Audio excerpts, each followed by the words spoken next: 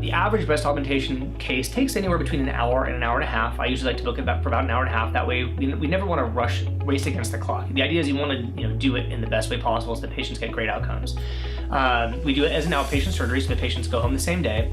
We typically like to see people in the first few days after surgery just to make sure they've done well. We always call them the night of to make sure that they're feeling okay. Patients go home with a couple different medications. They go home with an antibiotic to minimize the risk of infection. The risk is very small, it's less than 1%. Patients also get a pain medication to help with generic pain, and we always give them a muscle relaxant in case they feel any tightness from stretching out the muscle with the implant. I would say most patients do remarkably well, but there's a range of outcomes people can have.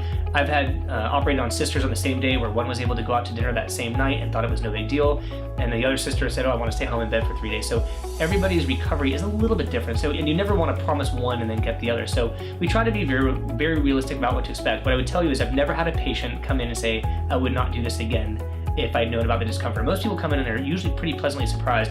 We take a number of steps to minimize their risk. We use a lot of local anesthesia at the beginning and in the case, so patients go home comfortably, and then we give them appropriate medication to keep them comfortable. In terms of limitations, in general, if people are actively working, I usually recommend take a week off if you can. It's not critical, but I think it's a nice amount of recovery time. We also have patients who do the surgery on a Thursday and the following Monday they're right back at work. One of the keys is what kind of work does that person do? If the person does a job that involves a lot of lifting, whether it's a FedEx driver, somebody who works at a restaurant that has to lift heavy trays, or any other kind of job where there's a lot of lifting, they might need a week or two off. For somebody who's sitting at a desk, I've had patients get on their laptop the night of surgery and continue doing work, so it varies from person to person. One of the other things that people always ask us is driving. It's about 7 to 10 days before the average person feels comfortable enough to drive. There's two parts to that question. One is you have to be off the pain meds. You can't drive on pain meds. The other part of it is they have to be recovered enough from a pain point of view that they can control a wheel, because you can't just sit in your car without moving your hands.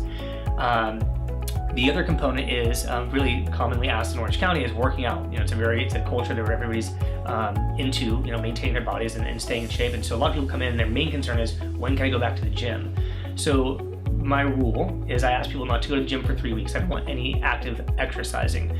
But we let people walk the day of surgery. In fact, we encourage it. We want them to walk every day after surgery to decrease their risk of having some of the problems that we can see.